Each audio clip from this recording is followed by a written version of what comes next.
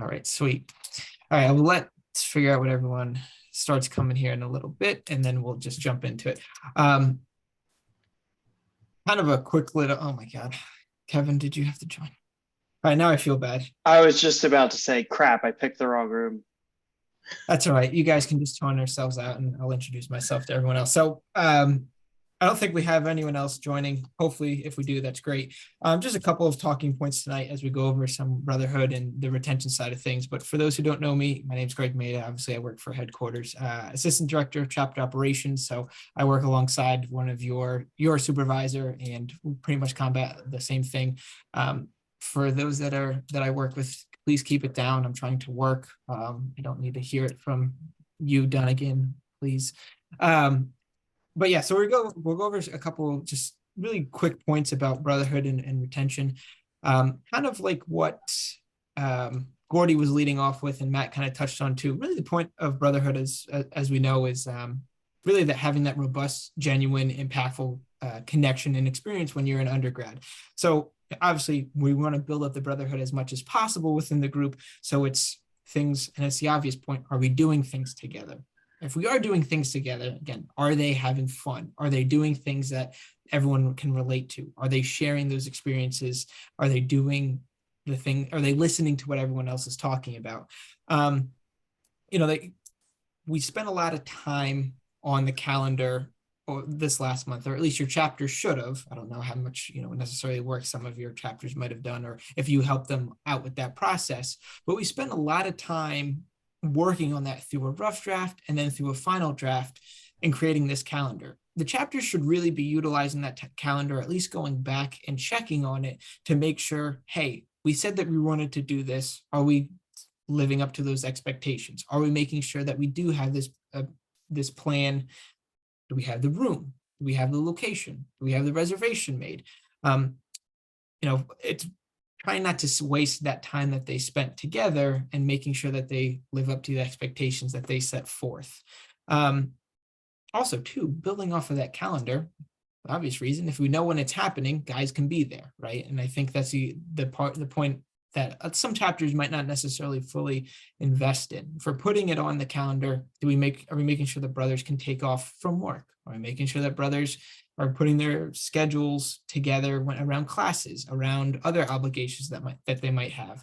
But then too, we can also make sure that, hey, if we want a high attendance at our Top Golf event, or if we want a high attendance at our poker night, well, did we tell everyone ahead of time to make sure that they can be there? Also ensures that other people in the Brotherhood, again, if we want that connection, if we want to be heard, well, are they helping us out? If we set aside the time to listen to what the brothers want, and we put on the event that, again, if Johnny's like, hey, let's do the Madden tournament. All right, well, we pick Johnny's event, he might be a little bit more willing to help out, lend his PlayStation, or use his apartment or something along those lines. Obviously, it's a small little thing, but it can be with a bunch of different things. If one of the guys requests that they go to, the town over because they have a really good karaoke bar, well, okay. I mean, granted, maybe not the best, non-alcoholic event to choose, but hey, still an idea. And I think this is where that impactfulness and where we listen to everyone kind of comes into play. If those guys, events are being chosen, maybe they're the ones that the driving force to kind of, again, set aside the time to make those reservations. Similar to the calendar, we spent a lot of time building out budgets. My suggestion, and I'm sure that some of you can attest to this as well, let's make sure they're sticking to their budget. If they know that some chapters have a larger budget when it comes to the retention side of things, because this is where the fun is with the chapter, this is the money that they're paying towards. Let's make sure that they're spending as much as possible, but they're also not spending over their means. I know some chapters like to spend a lot around the retention side because they have, they have those larger events that they want to do. Also, sometimes this is where their formal budget comes into play. So just making sure that you're using your money that you have, but you're using it and spending it wisely, making sure that you can keep everything within a certain amount of means and whatever's there. Also, kind of off the finance conversation that Gordy and Matt were talking about, brothers are paying these dues. If we want to make sure that they continue to pay and they continue to feel connected to the Brotherhood, and having them pay less out of pocket goes a long way with them continuing to pay their dues. If they see the benefits that are coming out of some of the Brotherhood events that are happening, or if they're seeing some of the experiences that they're getting, they're going to want to continue to pay their dues because they know, hey, the chapter is going to do this for us, or the chapter is going to, have that large pizza party, or they're going to buy us all Chick-fil-A or something like that. The other thing too with those two, again, you spent so much time working on it, so it's like, why not try to go and check back up on it? Also to check, as we get into the semesters, on some chapters might be on campus already, some might not be, but see if they, where they're at with either the calendar planning or their budget. Are they on track? Are they not? Just some overall kind of some other little things to talk about. Keeping it simple. I know I might have said some big things with maybe going Top Golf, or I know a lot of chapters do paintball or airsoft or something along those activities and events. But really, it all comes down to, are we doing things simple that are impactful? And again, I know I just said spending a lot of money, but sometimes even those events where you don't spend a lot of money is really where the brotherhood is built and the bonds are connected. So thinking simple, and I'm not necessarily sure. I know Brandon and Maddie, some of for Keene State, the guys, not much to do around Keene, New Hampshire. So it's like, what can we do there where they might not be spending a lot of money, but they're also doing things that are somewhat impactful? That could be literally for anyone too, even the guys at George Washington with Kevin. The times that I think a lot of us can probably think about when we were undergrads or in our organizations, were those times where maybe it wasn't those bigger events, where it was, just hanging around with everyone at the house or eating lunch together. I think those simple times is what are sometimes are missed from the chapters when we think about those larger brotherhood activities, because they want those big flashy events that they could sell on the recruitment side, which is great. We want people to think and think that we're doing and know that we're doing big things, but sometimes those smaller things can go a long way. Kind of a point that I brought up before, but making sure that the brothers feel like they're being listened to and they're being cared about. Ask them what events they want to put on, ask them what they want to be doing. And again, if we start picking some of their events, they might be more willing to step up and lead that event, or be more willing to participate and share their ideas. Again, being listened to goes a long way and creates that buy-in that we're looking for. Anything could be a brotherhood event. I know we're harping on some of the activities that most chapters want to be doing, but philanthropy activities, community service, they're all brotherhood events when you really kind of break it down and to get to brass tacks. Everything that you're doing together is a brotherhood event, sometimes for better, sometimes for worse. I don't necessarily know. But some of those events, like the community service or like the philanthropy events, and it's another side of the fraternity, of a fraternal experience that I think a lot of our chapters are now getting back to as we get back in the flow of things. So those are also some good opportunities to share some connections, and at least, again, not just building up the brotherhood, but also building yourself up as a man. There's a lot of different ways that we can share and kind of relate to some other individuals. So having some of those events go really a long way. And then offer recruitment, if there's no solid foundation to build, it's going to impact your overall recruitment. If you have if you have something that they can sell around recruitment, people are going to want to join that. People want to join people. If you show up to recruitment, there's only 3 guys at the table, your chapter might not necessarily look the best in terms of the other chapter that has 5, 6, 7, 10 guys around it. So that goes a long way too. When you're having recruitment events, all chapters, and I'm sure that most of you have heard this thus far, like, oh, we're going to have a really, really great recruitment this semester. Can't wait to get double-digit numbers.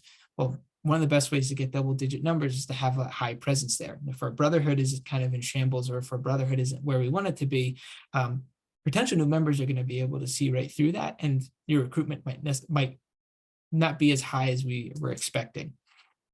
Those are just a couple of different areas and topics that I wanted to go over, but I also wanted to see if any of your chapters particularly had any larger or more impactful brotherhood events this semester.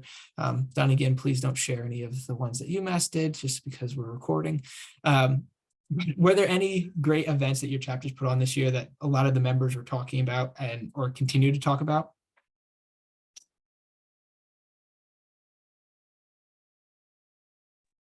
One, so I work with Michigan State, so pretty large chapter, like over 150. So one they put on that definitely had me restless for the whole night was wrenching the mechanical bull. We had to have a big talk about waivers and letting the professionals operate the mechanical bull. But they had been trying that for honestly like 2 years, and for them, I think, like we have a pretty big tailgate, kind of like culture at Michigan State, so for them, they combined it with a tailgate. So, and last year they did the same. The University of Michigan game that was huge here. They had a concert. So, I think those are the last two that like tailgates have become pretty big. Probably an event for us that gets the best attendance too for everybody getting involved.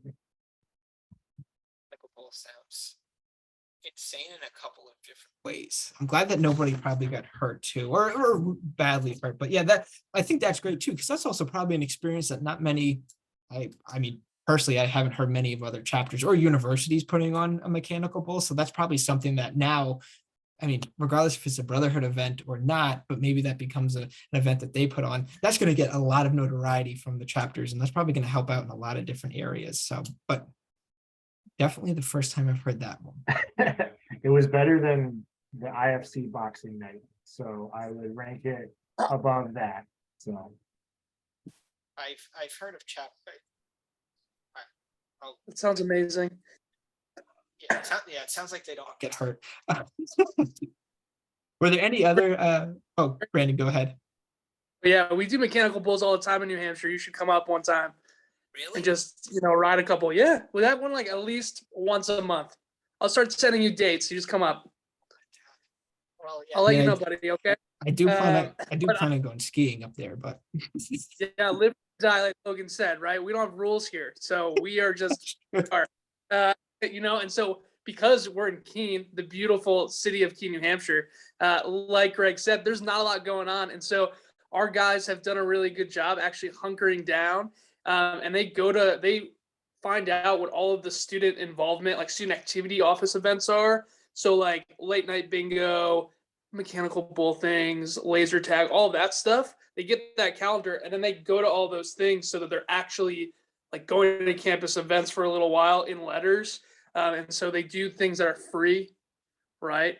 And are already happening on campus for students. So our guys have done a good job. And I was just telling Maddie, they do a cool little Lego night where they all dress up, probably not in pictures we should ever share in this call, and like little teams, and then they like build these like really cool Lego things, and it's cool, and they're really into it, and so that's what's happening in New Hampshire. If anyone was curious, you do bring up a very good point, though, Brandon. I think there's a lot of, and I think many of our chapters. Or your chapters can attest to this, but everyone always wants a better presence on campus, and everyone's always, I want more respect from IFC, or I want more respect from the FSA office, or I want this, or I want that from the university.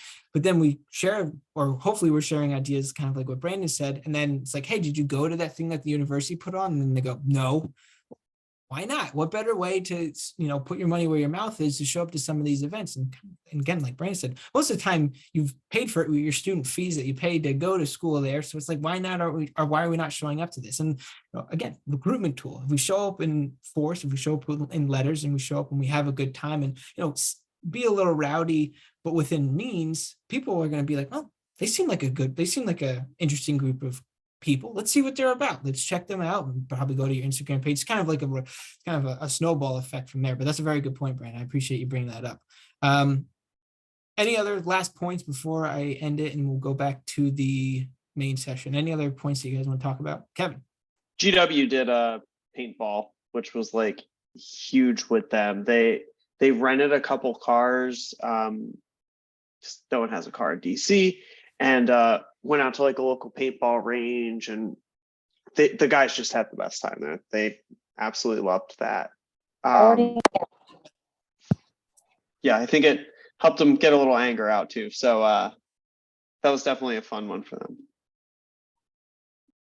Imagine why. No, I find that more and more of my chapters that I'm working with, and I don't think you might be the only one, Kevin, or maybe Shelby, but it's been a common occurrence where some of the chapters that I'm talking, or the other chapter advisors I'm talking to, it's hey, my group's going to play paintball, my group's going to do airsoft, which is great. It could be a great way instead of doing a Brotherhood boxing or something like that to kind of let out some steam. So, well, I appreciate everyone being on this or coming to my breakout session. I hope it was as rowdy as you wanted it to be. I'm glad you guys didn't sign up for finance or anything else. So, all righty, you enjoy the rest of your night. We'll go back to the larger room now.